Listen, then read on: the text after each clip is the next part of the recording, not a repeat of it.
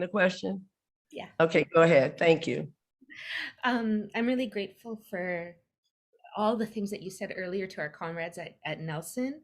So, and when you said like feeding the children, so that they could not be, they could have full bellies to listen, that really hit with me, because where I grew up in Scarborough here, in not too far from Toronto, I was one of the students who didn't have things to eat. And just to know that all of you at the Black Panther Party cared about like those basic things. It seems like such a basic way of being, and in our traditional ways of being in the Indigenous community, we have very similar ways of treating community and children. But I thought back to when I was young and how that was for me. But the question I wanted to ask you was, as we know, the Black Panther Party was formed here on Turtle Island, and that our communities, the struggles that are faced by the Black community, the racialized communities, and our Indigenous fight for sovereignty are interconnected. And you spoke about this earlier. I wanted to know, from your perspective, how do those intersections align? How do they differ? And what are some of the things that we can learn from the past to strengthen things in the future? Well, this word intersectionality really irritates me to no goddamn end. I want to tell you that right now. It's not hard to understand that the Native people and Black people have the same oppressor. Now, what else do you need to know? Do we have to have a cultural alignment that's perfect? Do we have to have, we had coalitions with the Young Lords and with the Brown Berets, and I don't think any of us actually learned Spanish from that experience. Now, you could say we were just stupid and backward. We didn't have time to learn Spanish, but we got the drill, okay? And we did the same things. And same thing with poor whites, same thing with people in other countries and so forth and so on. So this is not a difficult thing to recognize. We also had coalitions with gay liberation, not to be confused with gay pride and all these little silly ass parades that I don't want to talk about right now, and the so-called LGBTQ movement, which is really seems to be a fashion statement more than anything.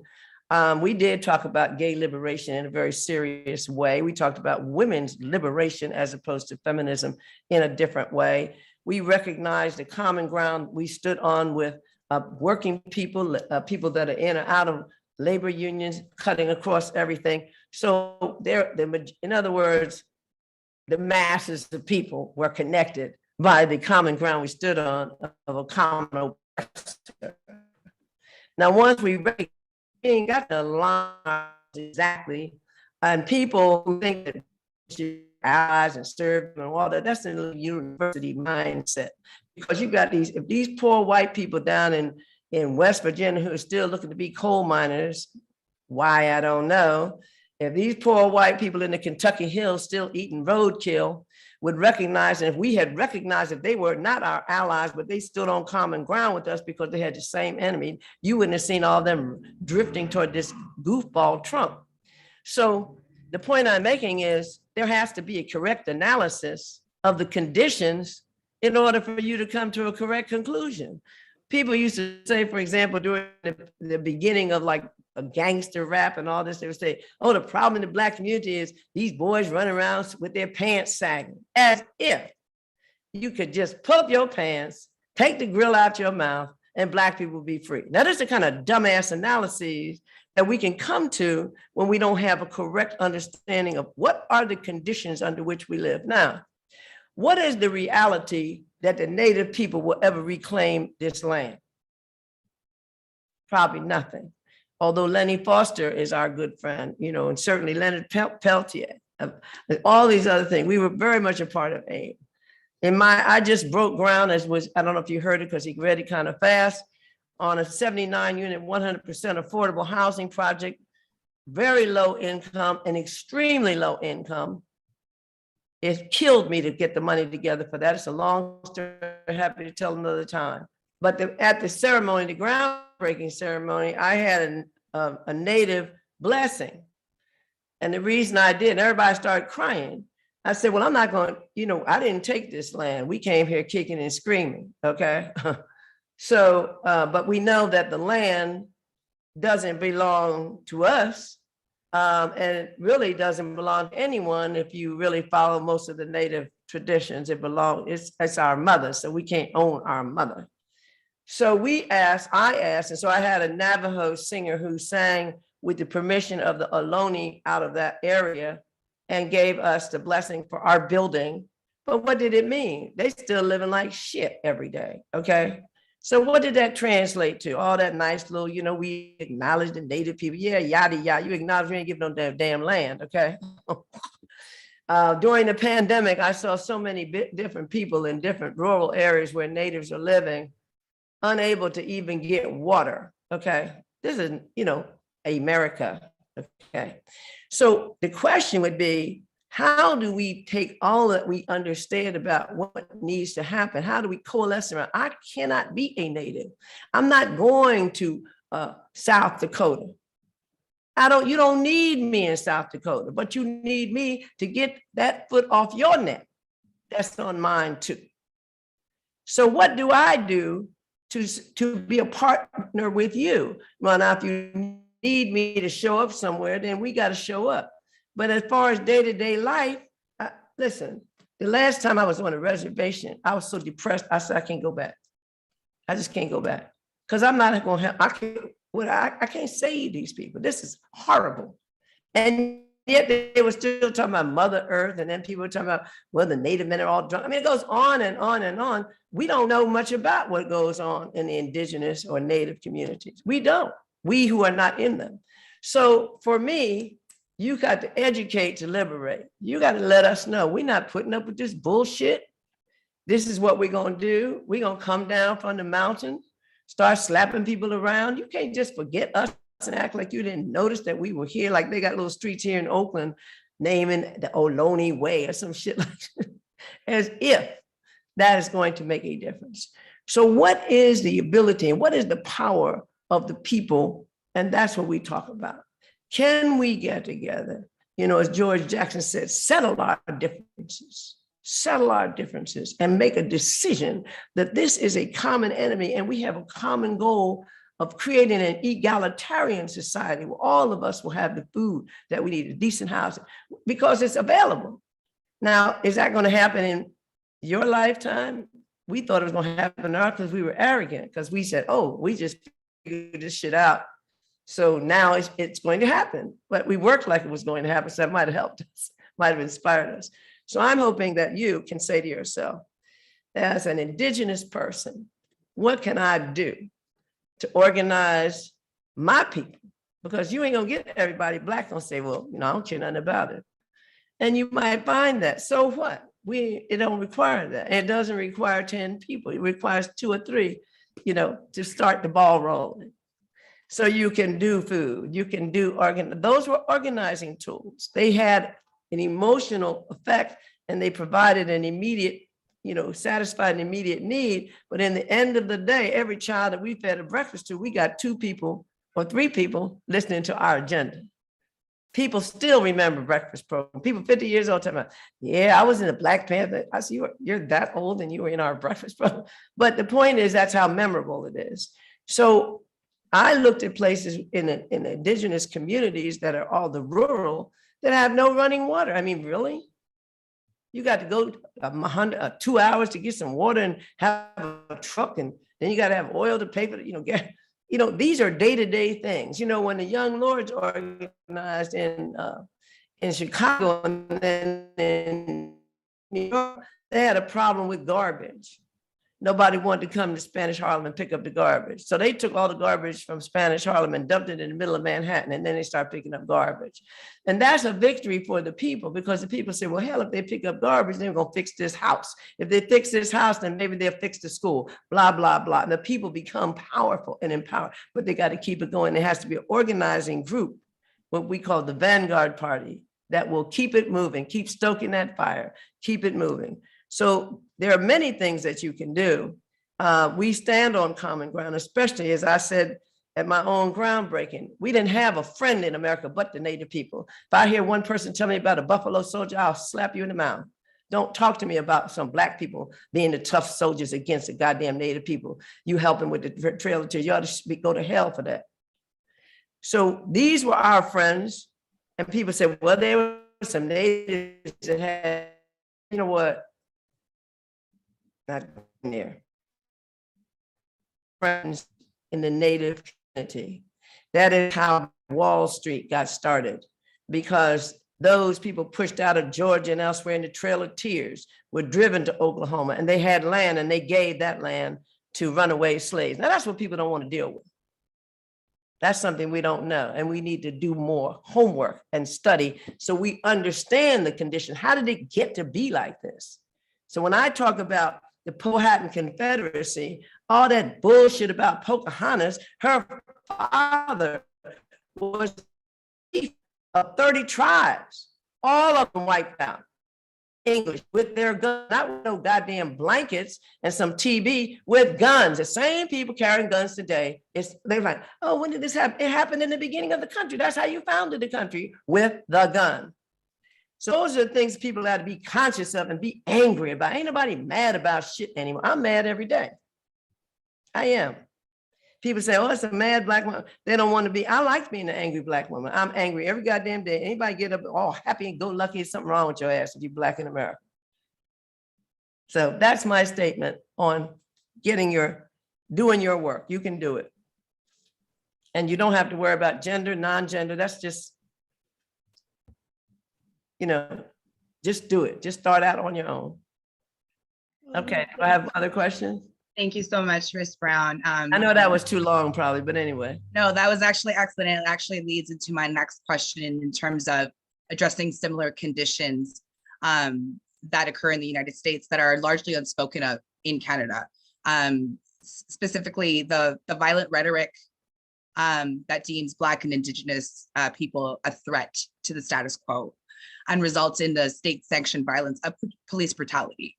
And the overrepresentation. I'm sorry, but I can't see the person speaking. I put it on speaker view, and I'm not getting it. Now I see you. Okay. Very well. Sorry. That's okay. No worries. No worries. I was saying, Ms. Brown, that your response actually leads perfectly into my next question and addressing a lot of the similar conditions in Canada that a lot of Americans are not aware of, such as the violent rhetoric that deems Black and Indigenous people a threat to the status quo, and the state-sanctioned violence of police brutality, overrepresentation of Black and Indigenous groups in the prison industrial complex, and the disproportionate rate of poverty. How do these ongoing conditions in Canada and the United States reinforce the urgency of organizing? And the second part to that question, Ms. Brown, is how can we uphold the revolutionary spirit of self-defense as opposed to engaging in what you mentioned earlier, such as performative contemporary activism, where there's surface level social media, petitions, etc. And I hope my question wasn't too long. No, because what you're talking about, I don't have the answer. But because if I did, right now, for example, I'm working with Wanda Johnson. I mean, among other things I'm doing. I'm working with Wanda Johnson, who's the mother of Oscar Grant, who was murdered in 2009 by transit cops here in Oakland. The mother of Aria Woods, Gwen, who was killed by 5 cops in a shooting gallery in San Francisco PD. The mother of Kenny Harding, Danica Chapman, whose son was murdered by the San Francisco PD. And Yolanda Reed, whose son Shalim Tyndall was killed by the same transit police that killed Oscar Grant. Now that's just 4 right there. And these were all the videotape cases. These are just bloody, nasty ass. It ain't no question about it. Now, what has this done to create a movement? Nothing. These people walking around here, Black Lives Matter, hands up, don't shoot. All these kind of silly slogans. These people get mad at me, just so you know. So I'm like, well, gee, let's take Ferguson, where Michael Brown was killed. So you wanted to scream and holler, whose streets? Our streets. What a joke. You wasn't in control of a goddamn thing. Now, Michael Brown gets killed. Have the police that killed him been prosecuted yet? You don't even know, do you? You don't know, because don't nobody know anymore. You just, people say things to me like, I was in Ferguson, as if that was some type of battle zone. You were in Ferguson marching. And I had some people to question me in St. Louis, because it's right, Ferguson's within St. Louis, so to speak. And these little young people came there and said, well, we worked hard in Ferguson. I said, you did, well, what did you do? We were out there, we were in the street. What were you doing in the street exactly? You know, you were protesting the murder of Michael Brown. And what happened? Nothing. You re-elected in a majority Black city, a white Republican male former cop as the mayor of Ferguson after Michael Brown was killed. Now, can you believe that? Can you actually believe I'm saying that a white male Republican former cop was re-elected mayor of Ferguson, Missouri after Michael Brown was killed? So you got to ask yourself, well, what the hell did you do? You couldn't even get a mayor. Now they got a Black woman, sort of, as the mayor of Ferguson now, but that guy got it in twice. So I say all that to say, I think the thing that is lacking the most is courage. I think people are afraid. They're afraid to lose. They lose scholarship in school. They scared to lose their job or their little rental car, whatever that is they have. There's no commitment to sacrifice. Dr. King gave his whole life, and we like to talk about that, but that wasn't enough. But in other words, in the Black Panther Party, we used to say no part-time revolutionaries. So you were in the Black Panther Party all day, every day, and your whole life was the Black Panther Party. This was not a cult. This was a commitment. If you got up first of all, where did we sleep? We don't know, but all those conditions that we lived under. Now, do I recommend that per se? Do I think there could be an adaptation of that? But if you're not committed every day, well, what is your point? Is this a vacation revolutionary, a situation where I'll do this, and as I like to say, I'll do 2 hours of protest, and I'll go home and eat a vegan sandwich, and I'm gonna feel like I'm a progressive person because I didn't eat meat and I was out there with a Black Lives Matter sign for whatever reason. You know, we have, Oakland likes to think of itself as a seriously progressive, radical city only because the Black Panther Party was here. But these people like to live off the legacy and pretend they have something to do with it. But what are they doing? They said, oh, let's defund the police. Now, that has morphed into nothing, okay? And not only that, it didn't mean shit. It was a bunch of middle-class people crying about something, but they didn't have a plan. Now, the worst part was people in the hood didn't want to defund the police. So you had a problem. So now you have an emphasis by the Negroes that are on the city council to eliminate community crime. So we've been going from, in one city, this city, the emphasis on defund the police to community crime, as though the problem now is the same thing we said when we created the 1994 Three Strikes Crime Bill, Black on Black, being discussed today in the city of Oakland. They don't like to say that it's that. They like to pretend that they're going to do something. Now, the police don't want to get out of their cars, so they're riding around strapped like a mother. They got all kinds of weaponry in the cars, and they just ride around. So, and most of them don't live in Oakland. They live in a white, bedroom communities outside of Oakland. They take a little money. So all those things not being asked. You follow me? And so when I say things like, well, for me, looked at the murder of Mario. Well, somebody to kill Mario Woods. And people say, oh my God, you're talking about violent. Well, I'm sorry. I thought the murder of Mario Woods was pretty goddamn violent. 5 cops standing in a semicircle firing on him, bam, bam, bam, each of them firing 15 or so rounds at him. And you want to tell me that you want to wait for the DA. So then you got the DA in San Francisco, Kamala Harris, your vice president of America right now, that we don't respect at all. She was a district attorney. She turned her back on that case so she could become the attorney general, so she could become the senator, so she could become the vice president. She turned her back on Kenny Harding. She turned her back on Mario Woods. So what do you do about that? What do we do about the Kamala Harris that walked in? She was Black, by the way, when she first ran for DA. She was a Black woman, but she's not Black anymore. She's whatever you want her to be. Southeast Asian, Jamaican, you know. What else is she? Jewish now and Baptist, because she goes to Third Baptist. She says she's a member of Third Baptist Church. She's the fakest person you're going to meet. Those of us from the Bay Area can't even stand to look at her because she took all these police cases, swept them under the rug. So then Gascon becomes the DA, and Gascon then moves to LA as a progressive district attorney. He's replaced by Chesa Boudin, whose mother, Kathy Boudin, was a part of the BLA's bank robbing operation with Assad and all that, and drove the car and ended up doing 20 some years in the joint. Now you would think he would be the progressive, Chesa Boudin.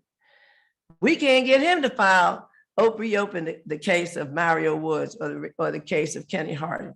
Now he's being recalled. So we're in a place where there's nobody out here defining the universe because there's no movement. And the young people who want to say well, I'm doing this. Really? Well, what are you doing? I don't see you. I can't see you.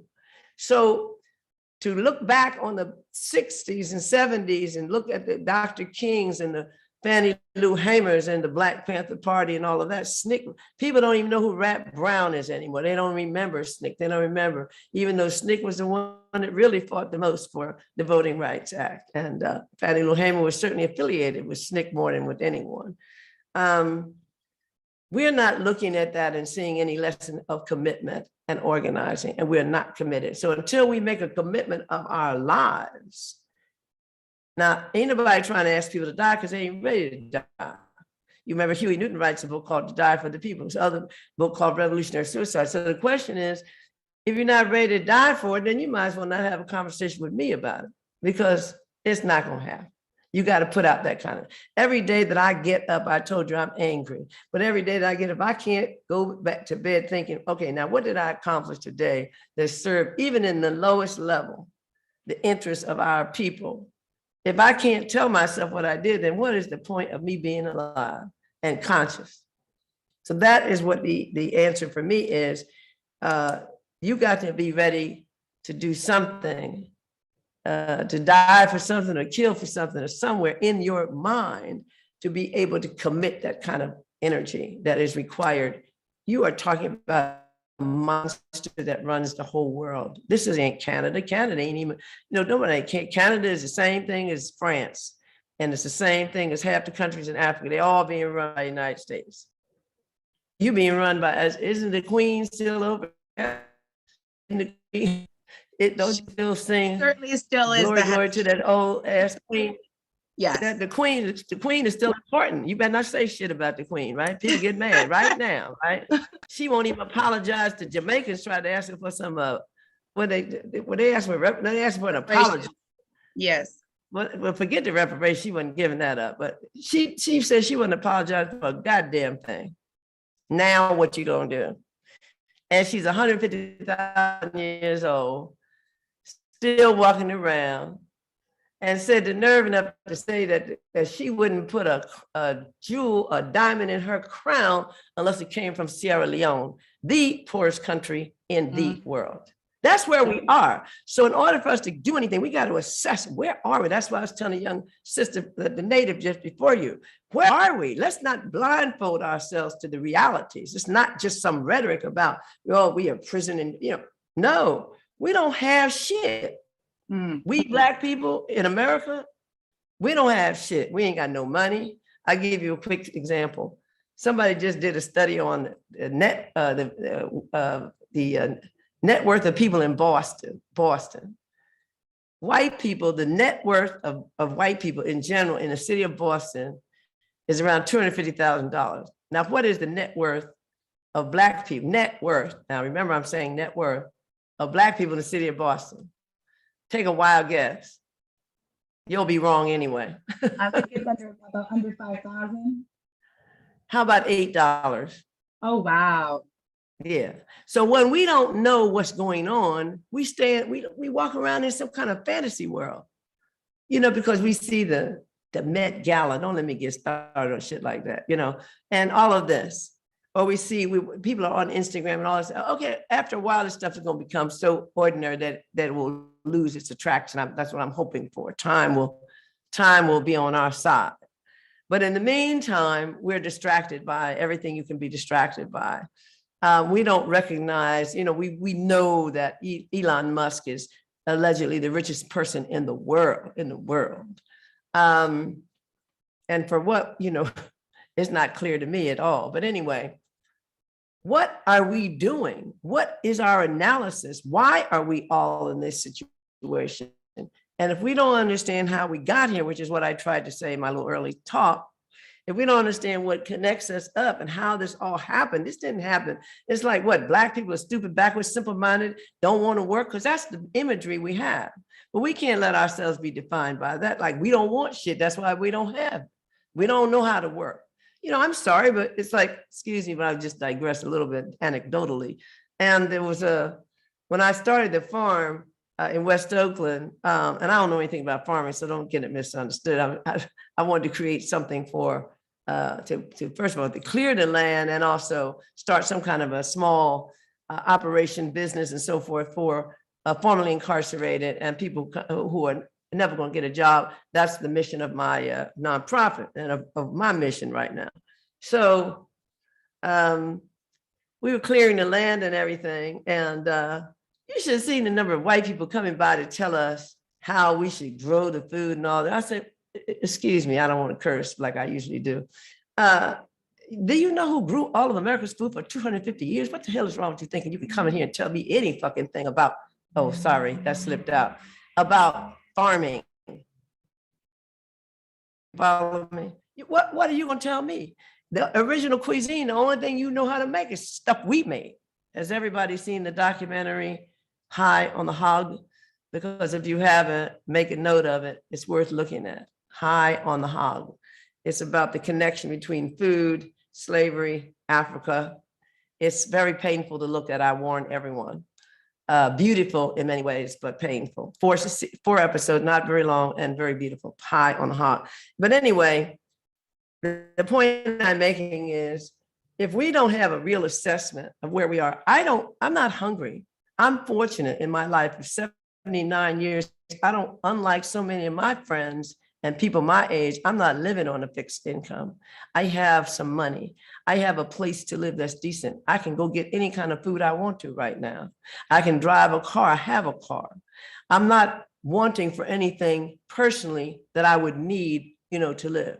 Now, some people, when they get there, they forget, or they get from, our bigger, to begin to see each other collectively as well. We don't have a collective consciousness, I don't think.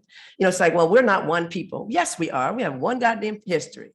People are like, well, I think Black people, like, we're viewed differently. I'm this and I'm that, and this is what I believe. I don't really care what you mean. I don't care how you identify yourself either. You know what I mean? So I don't care if you she, he, they, it, whatever shit you want to do. Ain't nobody worried about that because it's not going to pay off anywhere. I'll tell you about a Muslim guy who changed his name to John 27X or something in Los Angeles and was getting a welfare check, no less. Went down to cash it and told them this was not his name. His name was not John Smith. It was now John 27X. The white woman called the police. Police came and they killed him. Now that's the end of John 27X's story about his personal identity. Who the hell cares? You need to have a collective identity. You need to have people that are going to Spelman who identify with Shaniqua and them in the street. And we're not doing that either. We don't see Shaniqua as our sister. She had laid up having babies, smoking weed. She got 4 daddies. Oh, I'm sorry. I thought she was a part of my community. We don't like Dante and them, if you follow that thread. We want to have a certain type of Black person in our revolutionary things, you know what I'm saying? We have our own little class attitude and don't even have no class because you ain't got no money to be in no other class but the working class. Matter of fact, the lumpen proletariat, one banana peel away from being in the hood anyway. Everybody's on credit, can't manage at two. I guarantee you that the average Black person, no matter North America, let's just take all of North America, I guarantee you the average Black person can't last more than a month without a salary.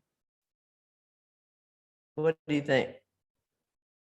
Or income from somewhere but not their own money.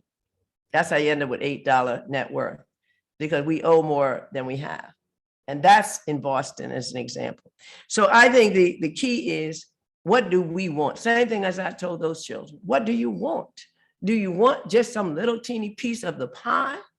Because if that's all you want, you probably could grab that in a minute and individual level, and then you become happy and satisfied and, you know. So I think that right now, despite my age and my condition and everything else, and I don't have any condition like I'm sick or something. I'm strong as a goddamn ox. I was worried that I was having high blood pressure because I was, the groundbreaking just made me crazy. And then after the groundbreaking, my blood pressure dropped. And so so they tried to give me something for blood pressure. And then I went back and she said, oh, your blood pressure is too low now, so we have to take you off. So I can't find anything really wrong with myself right now, other than, you know, shit droops when you don't want it to, but that's a conversation that I don't want to have. But anyway, it does. Believe me, gravity is horrible. It's horrible, but I haven't had any work.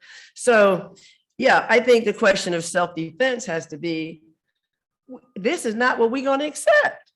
Now, that might not mean putting guns in the street. It might mean, for example, lastly, my last one, in Oakland, and the parents were like, oh, we don't want the school to close. I said, well, you don't want the school to close. What you going to do about it? They're going to close the goddamn school. Well, what should we do? Get in front of the fucking school queues that stand there. You're going to close it over my dead body. This is what they did for the bus. You know, the Montgomery bus boycott, you know, that's how we got little stuff. This is not asking you to get out there and be no revolutionary. You ain't gonna do that. I'm asking you to do some stuff that's easy for you. I work with these sisters from Moms for Housing, and they went and occupied a house, but it was a bad agenda and it was being driven by some white people with another agenda. They didn't get it. They thought they were really occupying to get housing, but the agenda was to tear down this particular house flipper. And so they knew that when they went in and occupied that the guy could go to court. This was not an abandoned property. You follow me? So when they went in, they stayed in, they said, we're going to take over this house and we're just going to live here. And that's how we're going to start getting housing, because we don't have, one of them living out of a car with her children. So they went back and forth to court, you know, blah, blah, blah. Ultimately, the courts held that the owner of the property had a right to evict them because they were not squatters. They didn't qualify as squatter. They wasn't even in there long enough, blah, blah, blah. So they had all these people around them talking about, yeah, you know, we're not leaving with, but the majority of them were whites actually, but there was a little group of black guys called themselves some kind of little militants. And they knew now that the eviction was going to go forward. The only way you're going to get evicted is the police got to come and kick down your door and drag your ass out of there and take your stuff and put it in the street. That's the eviction. It's not going to be where, what I already told you to leave, you didn't leave. So the only way you're going to leave is leave by force, right? 4 o'clock in the morning, this little street called Magnolia Street, which is now majority white, by the way. Here comes the sheriff's tank, a tank coming down the street to arrest these two women because they're living in this house. This is only a year ago, all right? They coming up to the door, got on combat boots, they're ready for assault. Send a robot to the door to open up the door, cut a door and go into the house after these two women.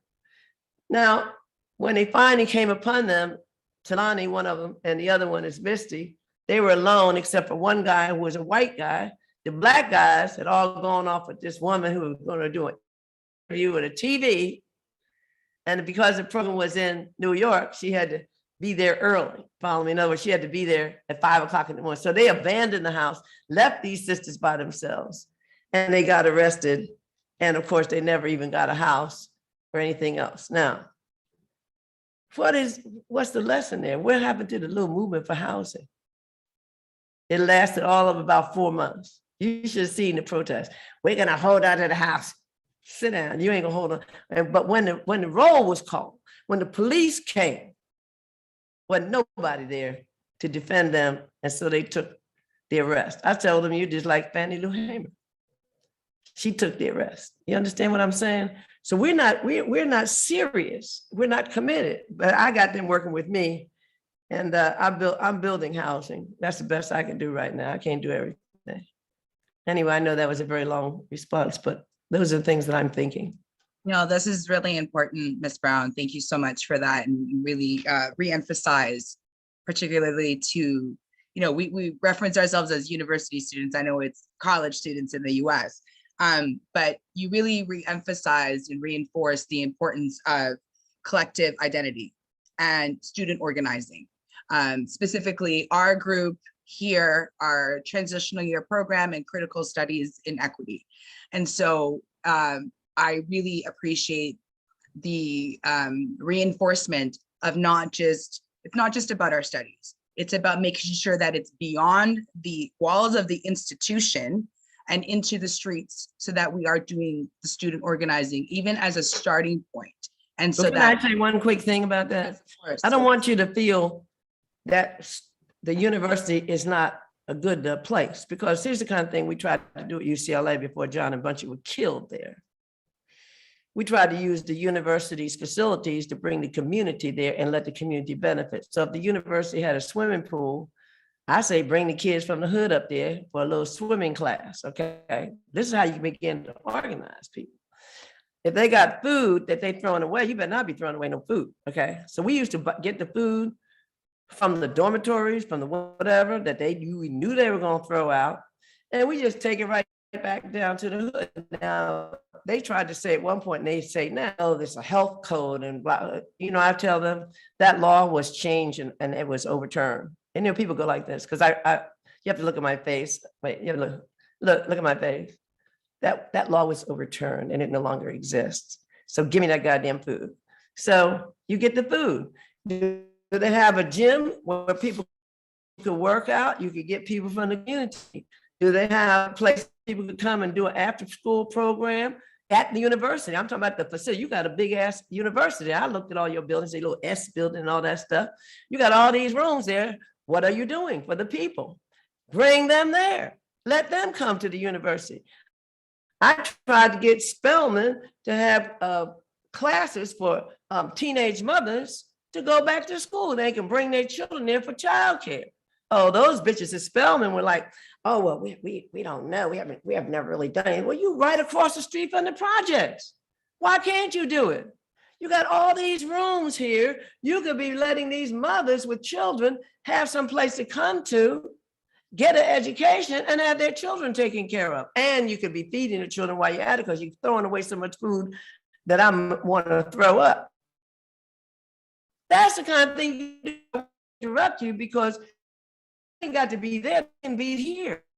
The university itself as a venue for organizing.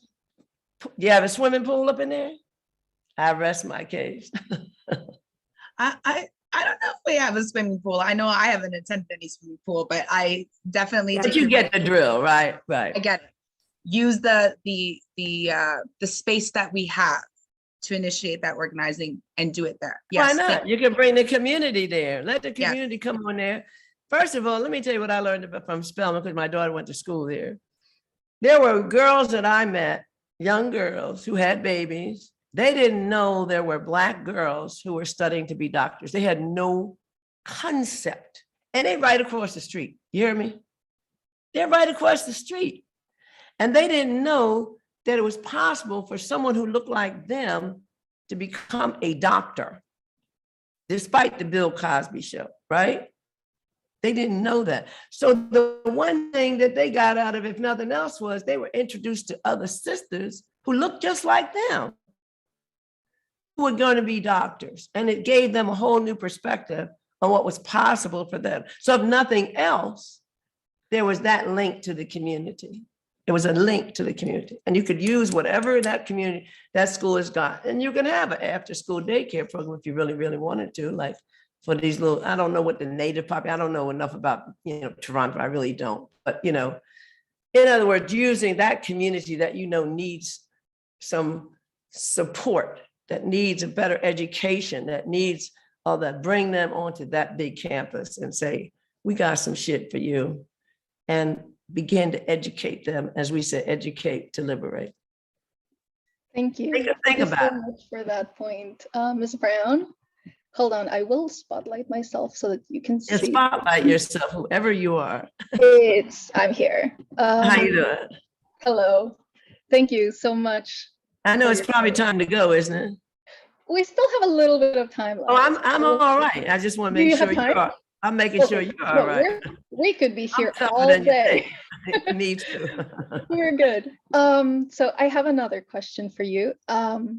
Our current white supremacist capitalist neoliberal power structures continue to oppress people's resistance globally, from environmental activists here on Turtle Island through anti-imperialist South American and African movements. I'm Peruvian, so that's important for me. All the way to those struggling for sovereignty and self-determination in Palestine. Could you talk about the relevance of the 10-point program for self-defense as it relates to the present day? Does each group develop its own around its needs? How do we reimagine the 10-point program based on the principles of community and resistance as a bill of rights developed for the oppressed by the oppressed?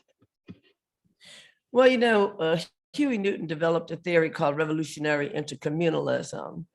And the idea, people resisted it at the time, people in the party, because, the basic, communist formula, the Marxist formula would be for, us, each country to develop a socialist state.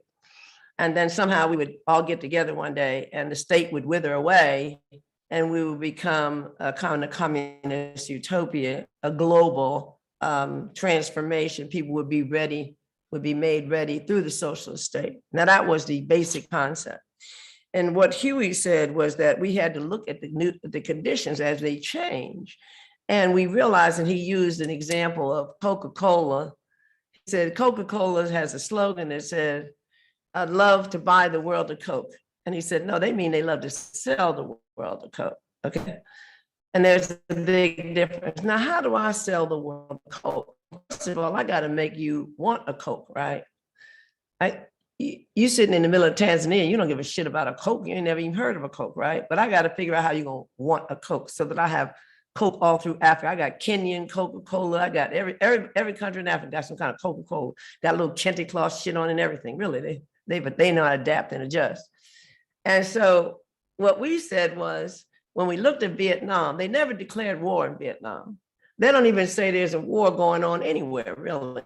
I don't even know what Afghanistan was supposed to be, why the United States was there, but we know why they were there. It's always one thing you learn is that follow the money, obviously. So the question is, when we look at the entire world, we realize this country truly is an empire.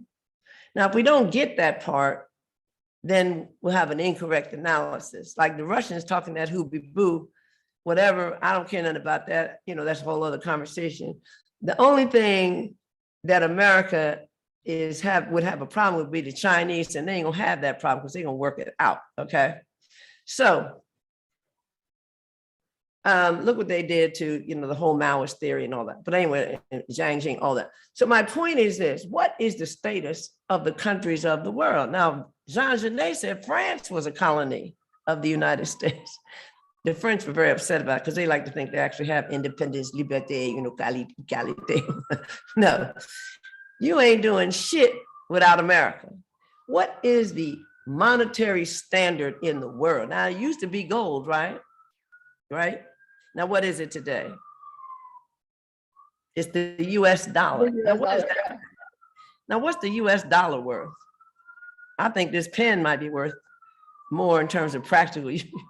It ain't worth shit. It's what I tell you, is because I got all the guns that tell your ass exactly what you need to understand. Don't get in here. It's that whole Ukraine thing. Like I'm saying to myself, what's wrong with this picture? Something's wrong with this picture. Well, you had Trump supporting going in and out of Ukraine with all his folks. You had Joe Biden's son, all this. What is wrong with this picture? But the point I'm making is America is still right now in control of everybody. Its hands are in everything, right? You're from Peru, you said? You said you're Peruvian? Yes, I am. Peru is one of the biggest coke producers, right? You had Peru, Colombia, and what, Bolivia or somewhere? Yeah. And the poor people of Peru pick coca leaves and dying and shit. And the Black community being dumped on by the CIA. Now we know it was the CIA, but it's taken all these years of devastation. The question is, do we begin to see the world as a part of one, or do we see our own struggles as independent and isolated from the others? And what intercommunalism was, he always said the world is in a state of reactionary intercommunalism, meaning the rest of the world ain't no different from, if you say, well, I have an action in when they arrested Noriega. Now, how you gonna arrest somebody that's the president of a goddamn country? You arrested Noriega, and Colin Powell went in there and killed 5,000 or more people in Panama to arrest Noriega. What had the people of Panama done? They weren't even armed against anybody. These were people walking down the street trying to get some groceries. He strafed all of Panama City with Black Hawk helicopters chasing after Noriega. And the only one that didn't get killed was Noriega, who was already a friend of the United States. The only reason they got mad is because somewhere they had a little argument. They said, go down there and arrest Noriega. Isn't that what George Bush told Colin Powell to do? This is an arrest in a country. This country got a flag, got some alleged sovereign territory, got a language, got an army. They arrested. So what's the difference between that and going over there into Minnesota and arresting George Floyd? Nothing. You ain't got no sovereignty, Noriega. Noriega was like, hey, I was your friend. Look, I got pictures of me and you hugging. I used to do all your cocaine for you. Why do you turn on me? Bush said, go get him. And when they asked Colin Powell, why don't you think you used excessive force to go get Noriega? He said, you'd have killed over 5,000 civilians. Bam! Just like that. Straight cities, streets, went around knocking down buildings and shit. He said, I don't deal with numbers, I deal with results. Noriega has been arrested. That's what I was supposed to do, and that's what I did. How many people were killed in Iraq? We don't know. We don't know to this minute. Do we? Do you feel like we know? Huh? I don't think so. I don't think we know. We don't know what's AFRICOM. What's that? We don't even know what that is. They're training Africans how to kill other Africans. They ain't got no money. People walk around there poor as a mouse. 25 of the poorest countries, at the bottom of poorest countries in the world are all on the African continent. So once we realize that, where is the source of this? The good news is there is one source. You know, Obama tried to say the Chinese were exploiting Africans. I'm like, you know what? Did you just kill Gaddafi? Sit down. Did you tell us on your first term that you had to bail out the banks? Isn't that what Obama did? And Negroes in America think, well, Obama was our Black president. I'm like, well, when did that happen? When did we have a Black president? You bombed, you gave money to the banks and the investment houses that had screwed up so many poor people's lives with these fake pyramid schemes for housing, right? Are you aware of that, how they did it? They offered people no money down. You can move into a $500,000, $800,000 house. Don't worry, Miss Jackson. Let me go to the church and tell Miss Jackson, I'm gonna put you in a house. I'll even finance the loan for your down payment. So you have a loan for the down payment and you'll have your mortgage. Your mortgage is only gonna be $400 a month. What? That's right. But there was a little teeny other thing. I started selling my mortgages on the marketplace to investment houses. The investors were like, screw Miss Jackson, I ain't getting no money out. That bitch better start paying me $3,000 a month, not no 300, 3,000. Now I own a home that I just stole out from underneath her. Do you follow me? That pyramid scheme started to collapse. So he's like, oh, the banks are gonna fail, the banks are gonna fail. We have to bail out the bank. Black people sitting around here with no money, Native Americans trying to get water on the reservation, and Obama had to bail out the banks with taxpayer money. Now, if we don't get who's in charge of the world, then we start losing focus. So every struggle of every people that's against this empire, I'm with you, basically. Thank you. Except for me. You see what I mean? And by the way, we were very connected to Shining Path in Peru. Yes. Are you aware of that? I Yeah. was. I watched Which was a your- Maoist organization. They had another one, and we were certainly close to the PLO, but more importantly, the PFLP in Palestine. Mhm. Dr. George Habash was Huey's real hero. And we were very close to the PFLP. And I always say Palestine because you came in and just killed everybody. You just came in and killed everybody and then said this was your land. And how many Palestinians did you kill with the support of the CIA and the British spy, whatever they're called, M5, whatever the hell it is, right? You killed the Palestinians to create Israel. This wasn't no independence. This was you land grabbing and killing the people that were there. Pretty bad.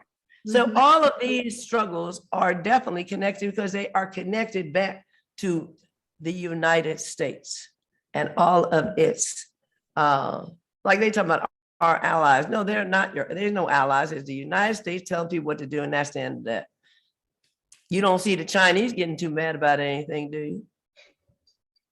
You follow what I'm saying? No, you So don't.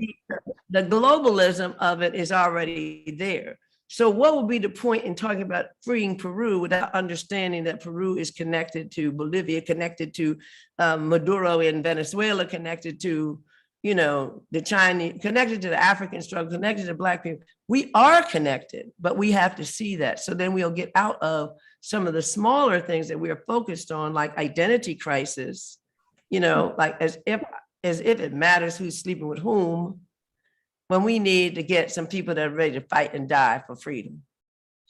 Does that define you? Are you ready to get down, or are you just telling me about your little personal life as if it mattered? Because it doesn't. In the large scheme of things, no. Well, I mean, it matters to you. I mean, it matters on a personal level, but not in the larger scheme of Well, things. it doesn't I'm matter trying to organize against, empire. But if we're talking about our struggle for we're a place where people can feel good about, and you feel good about everything, because we'll have a new culture and it'll rise from a respect of all human life. But it's not going to arise from you and coming on, the Academy Awards and worrying about your gender identity. That's just not going to fly with me. That's not an issue with me. Because in the meantime, there's the Academy Awards. And you know what I'm saying? Which is just, one part of the propaganda machine of the United States government, which is really the government of, the very rich. It's really not a government at all. It's people like, well, I'm going to vote for Biden because I don't want to vote for Trump. Well, I can understand not wanting to vote for Trump. I mean, that was just a little too hard, right? But Biden not going to change the goddamn thing. I mean, it's like appointing this sister to the Supreme Court. And I was glad to see him do it because I liked her. I just personally thought she's tough. But she ain't going to go outside the box now. She's going to stay within the framework of the framers. Okay. She's already told us that much. And the only difference between her and the rest of them, she was never a prosecutor. She was a public defender, which is a little. But look what we've done to get this far and think that's a real sign of progress. True. If she were on the Supreme Court, it would still overturn Roe v. Wade. Now we're going to have to waste a lot of time on Roe v. Wade. Again, yes. That doesn't make any sense at all whatsoever, but this is where we're at. This is where we are. We have to fight every fight we can. But the question becomes, which ones do we want to put energy behind and which ones do we want? And that's what I mean about the whole, feminist LGBT identity. And the people still identify, well, I'm mixed. Yes. All of that. And this becomes very narrow and very personal and very individualistic. And that's typical of a capitalist culture, to think that I am more important than we. You see, I don't have to wear a mask. Fuck you. I don't want to wear a mask. I have my human right not to wear a mask, without any regard for the fact that we're a part of a collective human race. That's part of why that's wrong. And it's wrong for people to think, well, I'm better than you because of this, or I'm better than you. And that I actually operate on that. Poor white people thinking that, you know, my white skin is enough to make me a superior person. You know, it's like one of my little day-to-day arguments that I have with white people, like, oh, you thought you really could tell me something. So it goes on and on. So I don't know what you want to do, but I mean, any struggle, listen, Peru is, what's the status of Peru? I was a big, I tried to get to go down to Peru and vote for Mario Vargas Llosa back in the day. Oh, how the tables has turned since then. Well, I know, but I'm saying you had that horrible Japanese guy. What was his name? Fujimori, yeah. Yeah, right. I don't know how Japanese became the president of Peru, but don't ask about that question. Exactly. Isn't that the whole conversation, right? How is his daughter still running for office? I do not. Whose daughter's running? Fujimori, like that Japanese guy. His daughter has been running for president for the last 15 years and failing and following with basically sabotaging every person who has beat her in an election. Well, I mean, the politics of Peru are just like the politics of everywhere else. I mean, not really, but really. In other words, there are the particulars, there are the specifics, there are the individuals. But as I said, we were very close to Shining Path. Mm-hmm. Thank you. Thank you so much for that and for the solidarity. I think we'll move on to one of our final questions because we're mindful. I talk too much, but I like to have shaped ideas. Oh, that is perfect. Hearing from you, trust me, we like hearing from you. And actually, I just wanted to add, I was in Panama when Noriega was overthrown. Who is speaking? Who is speaking? It's Christina. Oh, hi. I just wanted to add, no, everything that you say is magnificent, and it just reminds me that, you know, I was in Panama when Noriega was overthrown, and my 14-year-old brother was in prison for 6 months because he was found on the street outside of curfew. So when we're talking about trying to, you know, are you from Panama? I'm from Guyana, actually, in South America. Yes. And so we're talking about trying to, you know, escape this psychological warfare, which actually moves into a question that we have from Professor Stan, if you don't mind. Not at all, but let's recognize that here you had the celebration of this Negro, Colin Powell, Black people trying to celebrate him for Black History Month. I said, oh no, seriously? You done killed all these Black people in Panama. Who else did they kill? Am I right or wrong? You are absolutely right, Ms. Brown. All of that to arrest Noriega, who was their friend anyway, and who ended up in a Catholic church. And they pulled him out of there. He was alive. Everybody's dead. No. Stan, okay, my last question. Yeah. Sure. Ms. Brown. Okay. Yeah. Hi there. Yeah. Okay. I'm not on the screen. Put yourself back on the spotlight. Yeah. There you go. There we go. So just picking up on Christina's point about psychological warfare, and you talked about struggle and you remind me constantly, you know, of the warfare that's being waged upon our bodies, historically oppressed peoples, locally and globally. And you also talked about everyday commitment as well, you know, an everyday commitment to the struggle. And what I find is, and I also find from a personal aspect, and from a family aspect, and from a community and a collective aspect, and an aspect in relation to all the students that I'm engaged with, is that this struggle takes a lot out of us. It's demoralized. We demoralize oftentimes. This system wages war on us in a whole-bodied sense. It's killing us psychologically, emotionally, you know, physically. I'm going to move around to get. I'm sorry, Stan, to disrupt. Sure. I just want to plug in my my computer because the battery is going down. Oh yeah. So I'm walking around, so you'll just have to bear with me. Okay. I'll put my camera off for a minute, if you don't mind. Okay. Just so, you hear me though? Just for a minute. I'll be right. I'm listening, however, and looking. Okay. Thank you. Go ahead. Right. So I think about that trauma because we also, many of us, carry trauma. We carry trauma also in our bodies from our ancestors also. And that sense of pain and that hurt and those wounds, it brings us to a state of oftentimes helplessness and hopelessness. And I just wonder, and we talk about oftentimes mental health, but it is a whole-bodied unwellness and a whole-bodied wellness that we're talking about, really. So I wonder then, how do we, have you any thoughts in terms of how, because of course, you have been a revolutionary all of your life. And I remember reading A Taste of Power, and you're speaking about that little story with Albert Einstein and the family member of Albert Einstein's family talking, and the family member talks about connectedness and how the ceiling is A, and one wall is B, and another wall is C, and the floor is D, and you, Albert, are E. And it seems to me part of the struggle is always to continue to regain that connectedness. And many of us, it's hard for us. It'll be hard for us when we leave this space now. It'll be hard for us when we go home.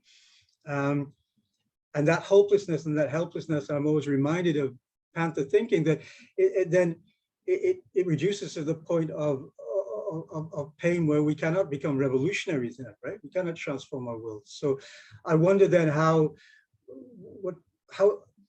to guide us. What can we do in our everyday world to push against that sense of breakdown, our whole body breakdown, to push against that sense of hopelessness and powerlessness, and to attempt to live a revolutionary spirit every day. Well, in the Black Panther Party, the one thing that we loved and we all did is the collective effort that we had to make. We were always at work and we were always everything, but we were together. And we all speak of the most glorious time of our lives when I didn't have anywhere to sleep. I slept on the floor a lot. And well, I mean, sometimes you had a sleeping bag, so it's not like I just slept on a bare floor totally. But anyway, the point is, we knew and believed at least that our fight was serious and was glorious. And so we weren't depressed at all. We were happy most of the time. I mean, you can't imagine, we laugh about the shit today. Some of us and we're old and we still laugh about, remember when we did this and, all those, veteran type stories, old people stories. But today, I'm so immersed in what I do every day in terms of, I got my boy in the joint and that's a lot going on with that. I've got this project with 79 housing units, and you can believe me, this damn near killed me because of the amount of, it's a $72 million project. And how did I get that? I'm going to do a documentary, a short one, to make a model for other people. This is how you can get the land from the government for $1. But I mean, it was a fight. I mean, I've been knocked down by a city councilwoman. I've been taken to the grand jury. One guy, my former co-developer who wasn't about shit, took me to arbitration. I didn't pay, I won, but it cost me some money to win. I've had a lot of rough moments trying to get through that, and that's not counting the racism, the just incredible, it just stuck in racist bureaucracy of the city of Oakland, of the county of Alameda, the state of California, in terms of housing and who gets to house. I'm probably the only Black person who has been the lead developer of any housing in the Bay Area. Now let's just think about that for a minute. That's a sad statement, isn't it? And there's plenty of reason for that. Now, the thing that I think, and what makes me get up in the morning and not feel sad or depressed, is that I'm going for a goal. I'm gonna build this goddamn house, and these people have done everything they could do. It killed me now. Don't think I didn't feel hurt and pain and isolation. But I want to tell you this: when you are focused on what you need to do, and you have action. And tomorrow we're gonna get up and we're gonna build a school. And tomorrow we're gonna, blah blah blah, all of that. You will not feel isolated or lonely because you got some shit to do. You ain't really got time because you're working. You're working every day. Now that doesn't mean you're gonna get up in the morning and polish your guns, As a friend of mine who's, pretty big, he's a former member of the party, said, these people are gonna make me break out my AK, what I'm saying? So we're always there, like in the back of our heads. We're still pretty rough characters, most of us who are in the Black Panther Party. But that doesn't mean you're gonna get the big thrill of some protest movement, or you're gonna be here and you're gonna feel bad because the big thrill is over. No, there ain't no big thrill. It's all a big thrill. I'm building to get, now I got 4 businesses to open that will be owned by formerly incarcerated people. I have no idea where I'm gonna get the money for that shit, but I have a few thoughts about how I can get it. So I'm gonna spend the next 2 years struggling to get, several $1 million to pour into these businesses so that I can create a model for how people can pull themselves out when they're coming out the joint. And they ain't got to hit nobody in the head and go back to prison. We have the recidivism and all the other stuff because we're not tearing down the wall. All this Angela Davis stuff about, the end of prison. Well, all right, that's your little fantasy statement. You ain't going to deliver that, and nobody is, because as long as the rest of the system is in place, the prisons are going to be in place. Okay, so it's a bullshit goal. I'm just going to say that it's a bullshit goal. But what can I do right now to build up an army of people that were in prison? Half these people in prison don't even know why they were in prison. I asked them, I said, why do you think so many Black people in prison? They're like, I don't know. Why don't you know? Are you the dumbest person on the planet? Do you not notice that there's only 5% Black people in the state of California and 40-some% Black in the prisons, the biggest prison system maybe Texas. I'm not sure about the numbers. Could be Texas or California. California certainly has one of the biggest. Here you are, 40-some% of the California prison system, and you represent 5% of overall general population of the state of California, the most populous state in the union. And you don't know why. You can't figure that shit out. So we got a lot of work to do. That's an army waiting to be formed. But what are we doing? We sitting around here arguing about some little shit like this, going out there and do some stuff with those people. And once you set your goals and every day you are working on them, as building something, creating something. That's what we did. Lastly, the party's central committee said we all have to have a breakfast program. And then when we got orders, we just did it. It wasn't like, oh, well, let's vote on that shit. It wasn't no democracy in the Black Panther Party. It was just straight up hardcore orders. And ideas flow, as we say, flow up and down the chain of command, but orders come from the top down. So when we got that order, because after Bunchy and John were killed in early 1969, we still didn't have a breakfast program in Southern California, which was the first chapter. So we had to go get a breakfast. So then the Central Committee would not say, here's the money, here's how you should do it, this is what you should be doing. Your ass has to have a breakfast program, and we need you to have it in a month. You playing now, so you're not serious. See what I mean? It's like when I gave you an idea. Let's bring some children up to the school. Now you need to give yourself a goal. Can we get some kids up to the school instead of sitting around here having a conversation? Just go on and do it. You'll be so engaged, you'll be happy every goddamn day. Now, they would say to us, you gotta have a breakfast program. Okay, breakfast program. So now, we're like, the only places we ever knew, the traditional thing had become going to a church and asking them for their space. Because we had a building somewhere? No. So we went to church after church. All the Black churches were like oh no, we don't want no Panthers up in here. Jesus was white, please. We don't want no Black Panthers in here. So this sister named Joan Kelly, she recently died. And Joan and I were assigned to find the venue. Well, we were trying to find it. All of us were, but we were on the real assignment. We went to church. We sat through church services like this. And nobody wanted to give us, I can't even tell you, we have really funny stories about the adventures of going to various churches. And so one day, this one guy told us, a brother in the party, said, well, I've got this, my family's pastor says he will open us. So we go to the guy and he's like, oh, absolutely. We're like, wow, it's a Black guy. He's a nice church, very beautiful. We're like, this is perfect. It's perfect. We don't worry, we'll clean everything up. We just have the children coming in, blah, blah, blah. We had all, whatever. He said, well, now, we're Seventh-day Adventists and we don't eat meat. You don't eat meat. And so he said, you can't have meat in the breakfast program. Now, for Black people in 1969, breakfast was meat. Not only was it meat, it was pork. So you can't have breakfast without pork. You know what I'm saying?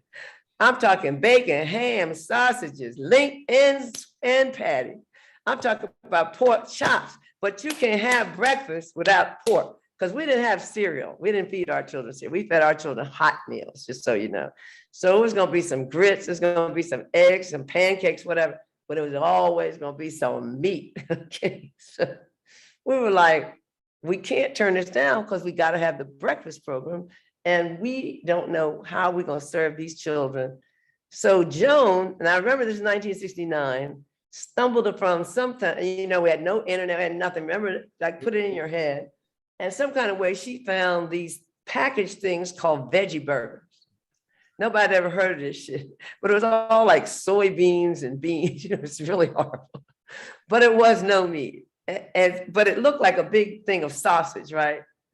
So we sliced it up like with sausage patties and put a lot of onions and bullshit in there, hot sauce, and put it in the pan and fried it because we were not going to violate this man's request. This man was so kind. How could we be rude, you know? Yeah. And so in the beginning, and I was in that breakfast program, in the beginning, those kids would be like, what's this? We said, it's sausage, eat it. So they were like, this ain't no sausage, it is, eat it. Now, the one thing you learn about children, after an adult tells them something a couple of times, they start to believe it. They were like, he said, put some ketchup on it, you'll be all right. And with enough seasoning and enough other stuff, we passed those things off as sausages. Well, I don't think we didn't lie. We just said, it's meat, just eat it. We said it was meat, but we didn't say what. But anyway, the point I'm making is this. We were happy every fucking day. Yeah. Because all I had to do is know I'm going to see these little children. They're going to eat this little bit of food. Now we got to go find the food. We're going to go jump on somebody to get the food. Let me assure you, we're going to say that we want Mr. Jones to give us a pound of bacon a day. Oh, I can't give all, really? Well, how do you feel about your store still standing in the middle of the community? Because that's what's getting ready. Somebody laughing too hard. Who is that up there laughing? Trisha. You laughing a little too hard, Trisha. We would go to Safeway stores. Let me tell you what we did at Safeway. We just tore them up. We shut down a Safeway. I mean, we just, to get the food, we didn't pay money. People asked us, how do we do it? We didn't have any money, so we had to get it any way we could. You know, by hook or crook, a lot of it by crook.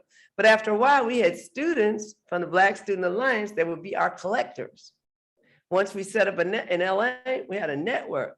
We knew you go over here to get eggs, you had this breakfast for you, take it here. So the thing was systemized by then, whatever the word is.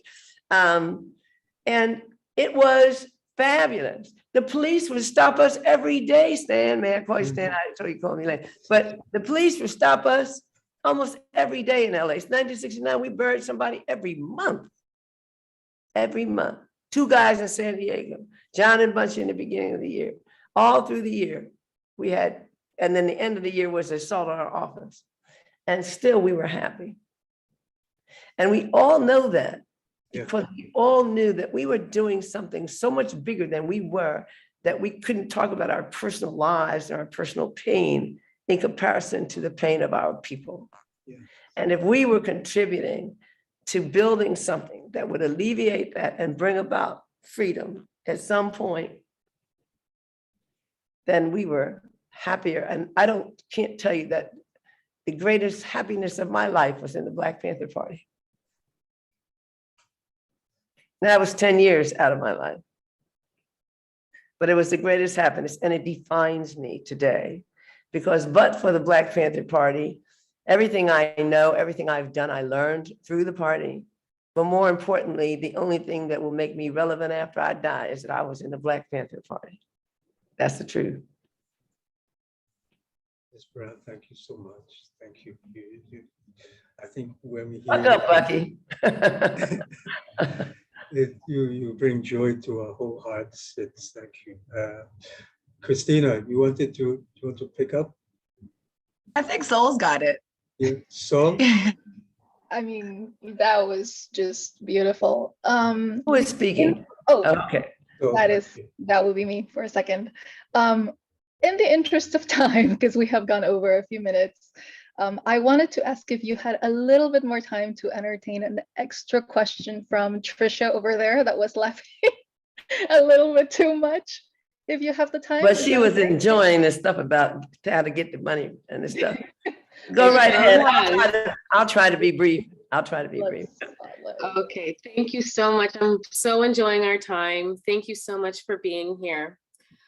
So my question is, as learners and academics, how do we ground ourselves and navigate in fields such as math and science that are so heavily influenced by Cartesian knowledge, like where it's mostly Greeks and German philosophies or formulas, and that continue to strategically be used to maintain control and benefit the dominant oppressive colonial system. So for example, math is a system where it's the fundamental system that we are using to quantify, qualify just about everything. Financially, socially, politically. Is there, and there is no representation, no Black representation. So how, and they are also saturated in like elitism and ableism. So how do we ground ourselves and work towards or move towards realities that are more equitable and liberating to us, to all people? And what does that look like? You know, like, how do we start to shape that? What is, yeah. I got you, sis. Again, all of it comes out of the concept of self-determination, which is, you know, what a definition of freedom, right? Mm-hmm. That we as a people can determine our own destiny. That's what we said. Mm-hmm. And so why I'm starting these businesses is because I want people, although they're all cooperative, just so you know, I don't say worker cooperative, I say cooperatively owned, because people feel better when they hear the word cooperatively owned, but anyway, whatever. So the question is, one of the things I'm very involved in and I like every kind of technological advance there is. I like this shit. I ain't trying to do no extra work. You know, I'm all for it. Some of it, now we know all these little Googles and these are the most racist ass people in the world, Facebook, Meta, whatever they call themselves today. And they have captured, and they do nothing, actually. They do very little. They don't build anything or create anything. They just exploit and exploit and exploit, as you say. The question is, though, what can we do? Now, here's what I'm thinking. Black people, because we've had to reinvent ourselves every generation and figure out how to live through this piece and that piece, but have done it, have evolved to the point where we are very, very creative. We created the only American cuisine. The only real American music is jazz. And because we had to be creative, we ain't got no damn choice. So we've evolved to be fast on our feet and do different things with different, it's like with basketball. Basketball used to be all white. People hardly believe that, but you know, same thing with everything else. We don't own the teams. So we're not in control of that piece. And we're not in control of the technology that affects our lives. But I'm looking like, I was working with this sister, you probably know Kimberly Grant. She had this thing called Black Girls Code, okay? And, you know, they were coding, but I say after a while, you could create a code that could create a code. So then you wouldn't be necessary, right? I'm all for robots. I'm all for all of it because I don't want to do no work. You know, I want to think about things that are beyond what we need. I want to know that you can deliver food, like you can create it and you can figure out how to plow that shit and do whatever it is. You know what I'm saying? I ain't trying to do all that. Anybody trying to get in the dirt? Not me. I'm too, you know, on that level. My daughter says they call me, what is that? It's like ghetto bougie. What is it? Bougetto. I don't want to do all that stuff. I just had my nails done. You don't think I want to get in the dirt picking some potatoes, right? As whatever his name said in the rock and roll song. So the question is, you're a math and science person. We need this. We don't need people to study poetry. We don't need no more poets. And we can always use them, but you know, I'm bored and I'm a poet. I call myself a poet. We need somebody who understands, like if I could start my life over and pick, and nothing else was going on, like I could just pick a profession, I would be a physicist. Like I follow, what's the guy's name, makes physics for dummies, you know, the black guy, what's his name? Neil deGrasse Tyson. Tyson, right. I try to read that stuff, then I get scared reading it. I'm like, what? Big Bang, oh, I read this stuff all the time, okay? So my thing is, we need you to learn this shit. We do not need, like, let somebody else get out. Like Huey always talked about, we wanted academics, we wanted scholars. Everybody wasn't gonna be a soldier. And we ain't need no more so. We got enough people can get out there and shoot somebody. We got enough people can serve a breakfast program. We need somebody who knows some shit. We need a doctor. We don't necessarily need a lawyer, but we do need doctors. Because what's the most important thing in any profession, of any endeavor that you could think of in any human society, I don't care what the configuration, it's the doctor. And you know why? Because when your ass is sick, you don't care who can give you the study of what. The anthropologist ain't gonna help you. The rapper ain't gonna help you. You're like, doctor, save me. The only thing standing between you and eternity is the doctor. We do not need anything. We need some doctors. The Cubans did it. They proliferated. They created more and more doctors in their art than you needed. But anyway, we need some doctors. And some doctors that are committed to our people. So they have a consciousness, but we need a doctor. So we can maybe have our own, like we open clinics. All of the doctors that worked in our clinics were white. You know why? The black doctors like, oh, they don't lose my life. You know, it's like pathetic. So we had a lot of young white interns, and that's how we populated our clinics. We just got volunteer doctors. Give me 2 hours every 2 weeks. And by the time I had enough of a schedule, we had full staff of doctors in our clinics. Isn't that fabulous? Now that was, rough, and it was rough and tumble, but I want somebody who understands this technology, who understands law, algorithms, who understands how we could do something. For example, when I started this thing in 7 years or so ago, I wanted to make clothing and stuff, okay, with a 3D printer, okay. And I figured people could make some money, blah, blah, blah. And there was a way to make some money, get the 3D printer. But when I saw a 3D printer make a house, I said, hell no. You can make a house with a 3D printer. Why are we sitting around here without housing? We need you. We need you. Be smart enough. Everybody's not going to do that. Elaine ain't going to learn nothing about an algorithm. I'm telling you, it's too late. I play that piano, I play that. That's it for me. I ain't gonna learn the algorithm. I'm not gonna, but we need you to learn that shit. We don't need you to miss classes. We'll handle going to the protest for you. We need your ass in the classroom and committed to our people and to all people, so that you can come up with, because here as a Black person, you're gonna come up with some new shit. Like we trick out everything, it's like, the baseball hat, we turn it back, everybody turn the hat back. We wear, the brothers wear these long, you call those shorts, the shorts below the knee. Everybody wearing the shorts below the knee. The Air Jordan, the blah, it goes on and on with everything we do. We eat this, they eat it. It's like, we that, they that. We high five, they, we load it. It goes on. You have in your gene pool all that stuff. And you can take your knowledge and come up with something different. If fucking, excuse my language, George Washington Carver could come out of slavery and be a scientist, huh? If Booker T. Washington said, we ain't gonna even beg you for the brick, we'll build our own damn bricks. And did do it, created an architecture school, okay? That is what we need. We do not need proselytizers. We don't need a bunch of stuff. We need somebody who can get some shit done that we can use right now. If a 3D printer can make a house, it can surely make a car, okay?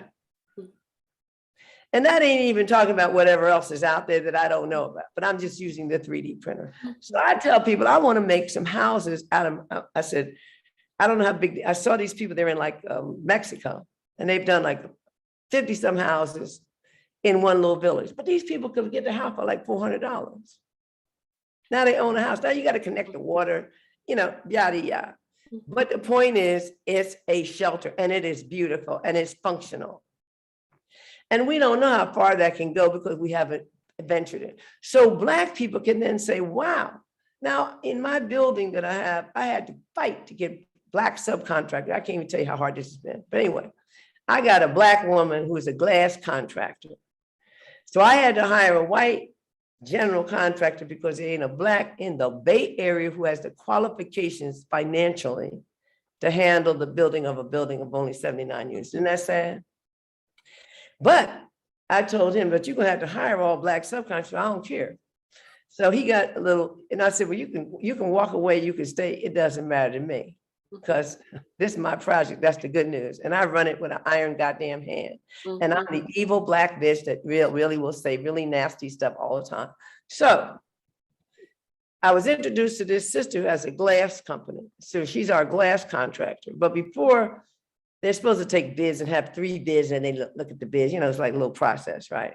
I said, well, I don't care what you want to do. She's the glass contractor. So I get up in front of a community. I had a community meeting and I said, do you see this sister right here? She's a glass. These Black people had never imagined a Black woman who was a contractor, much less could put in glass. It didn't even occur to them that glass had to be put in because it's like, so, you know what I'm saying?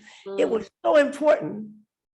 And her father started it, you know, and he died and she took it, but she really is running. She is the CEO, blah, blah, blah. I said, if she doesn't put in the glass, y'all not gonna have no windows. You're gonna have birds and shit flying through your house, leaves and dirt. She's gonna be the glass contractor or there will be no glass contractor. Now, why is that important? I don't need her to tell me her theories on food growth. I need her to put in some goddamn glass. And I need you as a math and science person to come up with new stuff. But in the meantime, learn everything that's out there because everybody ain't gonna learn that. I get confused. I told you, I'm reading, you know, physics for dummies, and I've read like 2 pages and I get scared, right? I'm like, the black hole kills me, okay? Billions of years, like the new Hubble, that's not a Hubble that's up there now, I'm talking about they can go back 1 million years because of time and space. I was like, wait, I don't know. That's scary for me. I'm just going back to this. This is tactile. I can understand it. I did not understand what you just said. Am I right about that telescope or whatever that is? It just was sent up the MacArthur, somebody named after somebody, and everybody wanted to argue about the name. Who the hell cares? Look what it can do. So I'm hoping that a person like you, and then you can get other young Blacks like these kids, get them engaged in science, in technology. We don't need, we're going to be independent. We're going to develop stuff of our own. We need you more than, and we do need some doctors, which is it's still in your universe, math and science. And that more math. Well, it doesn't matter. Doesn't matter. Because if when I lived across the hall from a woman who was an OBGYN, and I would call her if I had a bump on my finger, you know what I mean? She knew everything because she knew everything about medicine. She had to know a lot, even though her specialty was OBGYN. So it's the same thing. Math and technology are all the same for me. Because you have to have a math-minded, some of us are not going there. It's too late for me. You know what I mean? It's too late. I'm still doing things like carry one, okay? Minus this, cross it out and bring it over. You want to see me do like 475 minus something, I cross out the 4, carry that over, you know? We all do. We all do. It's okay. I'm still there, okay? We all do. We all do. Well, but I mean, so I'm confused by a lot of that. We need to have people who know some real concrete facts about the world around us that can see, because you can get into everything from food growth to, rockets to the moon. I mean, Elon Musk doesn't know anything about a rocket to the moon. He just had to find some people that knew that. I mean, I don't want to talk about a South African racist because then I'll get mad. I'll go off on that.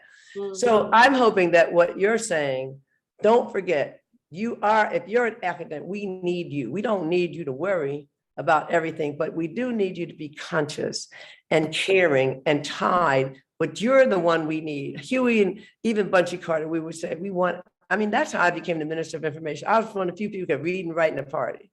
You know what I'm saying? So, hey, I edited the paper.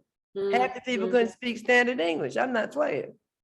We needed more academics. We got David Du Bois' stepson, to be the editor of our paper. And the guy who took over that, Michael Fultz, became a professor at University of Wisconsin at Madison. We need academics. We need intellectuals. We're not trying to have just, a bunch of people say, well, I feel good about this and let's all hold hands and think this is all gonna work. We need some people who know some real shit and who can deliver. One guy who was in the party, who's a friend of mine now, he became an epidemiologist. We need epidemiologists. We need all of this. So don't feel there's any conflict. There is nothing but concert and harmony between learning some stuff, getting some stuff done, and then lending your knowledge to the struggle. Lending your knowledge to the struggle. Gotcha.